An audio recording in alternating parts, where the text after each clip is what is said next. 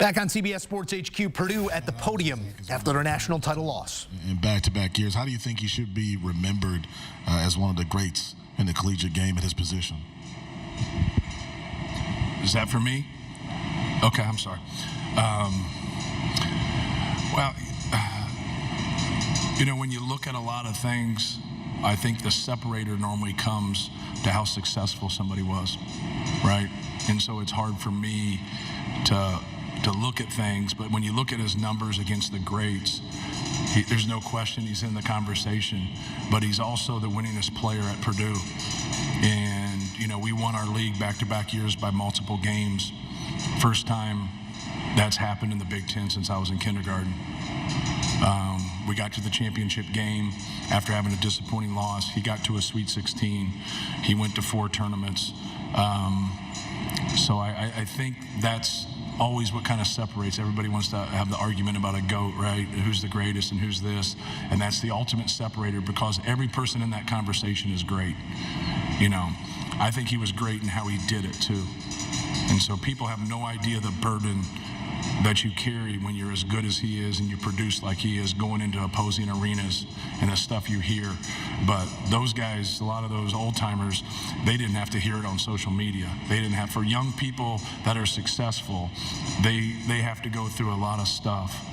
And but in a way you kind of like it, because it toughens you up and it allows you to focus and it allows you to push through things. I just told him in the locker room, like, you're not going to go on in life and push past here and not deal with adversity.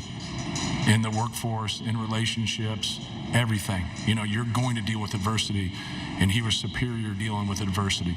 You know, he was a guy that didn't get recruited, and then all of a sudden he started to get recruited, and then that picked up, and that got him on edge, and all the great ones stay on edge. And I think he's going to be a terrific NBA player, and we're really proud of him. Questions only for the Purdue student athletes. We'll do questions with Coach Painter in a few moments. On the right. Chris Hagan, Fox 59, Indianapolis. Braden, it was a nice bounce-back game for you. You hit the team's only three-pointer. You guys only tried 7 on the night, which is unusual. What were they doing specifically to make it so difficult to get looks? Yeah, they just did a really good job guarding the 3, and we got in the paint plenty of times. We just didn't convert on a lot of them. So I thought we did our job pretty well. I mean, they also did their job pretty well guarding the 3, but we just got to convert on those in the paint. Next question's all the way in the back on the left side for Dana. Dana O'Neill at The Athletic. Zach, I know it's terribly difficult to ask you to put things in perspective right now, but you've spoken eloquently about your relationship with Coach Painter and what he's meant to you. As you sit here and kind of try to process all of this, can you put some context into what this whole experience has been for you? You're talking about, like, in relation to Coach Payne, or just in general? I don't know. It's, like you said, it's tough. It's tough to think about that right now. You know, Payne, like I've always said, Payne's someone who kind of just gave me a chance. I've been trying for 4 years to pay him back for that. But he just came in. Like, he believed in me when not a lot of people believed in me. And he gave me the ball. Not a lot of coaches did that. Not a lot of coaches trusted me in that role. Yeah, sorry. It's tough for me to think of stuff like that right now. Up front, Aaron. Aaron Beard with the AP. This is for Zach as well. Kind of, obviously, you were facing off against a guy with a lot of size and talent. They were also bringing, defensive help a lot. Kind of, how did you think you were handling all the defensive attention you were getting, especially as the lead guy that had anything going tonight? I mean, it's something I've dealt with all year. Teams kind of game plan around guarding the post a lot of times when they play us. They did a good job showing, kind of mixing up some defenses, playing some one-on-one. Klingen's a great player, but I just got to play better. This is one of those games where I can't go through stretches where I'm not effective, and I had a few of those stretches today, and that was the game. Third row on the left. Claire Hanna with TSN. This is for Zach. Zach, you clearly have had a huge impact on this program. When you reflect on where you've come in your journey, what do you hope your legacy is with the Purdue Boilermakers?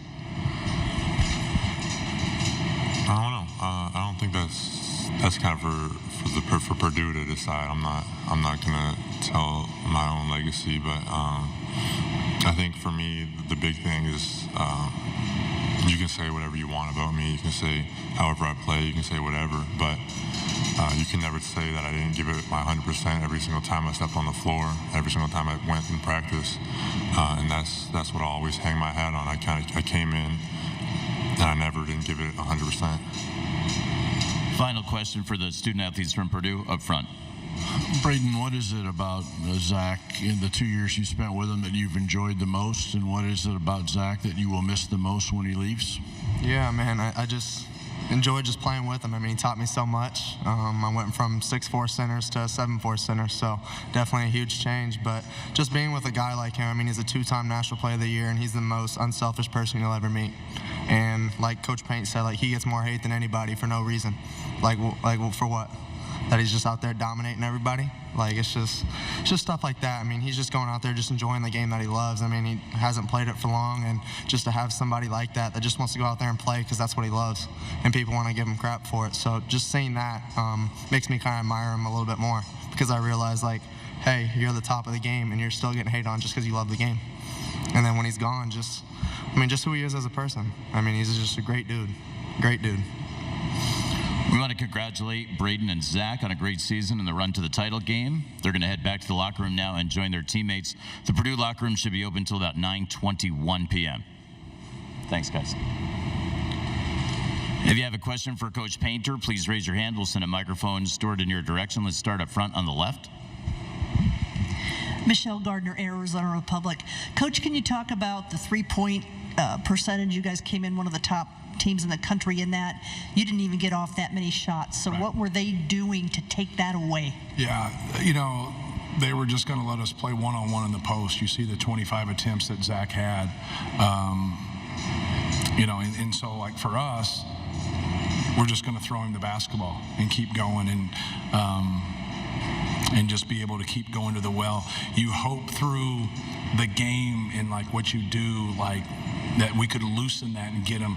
You know, when you play in the NCAA tournament and you win 6 games, and they led for, I think, everything except 6 minutes now. I think it was like 4 minutes and 20 seconds or something. So just kind of think about that. You got to get them on their heels.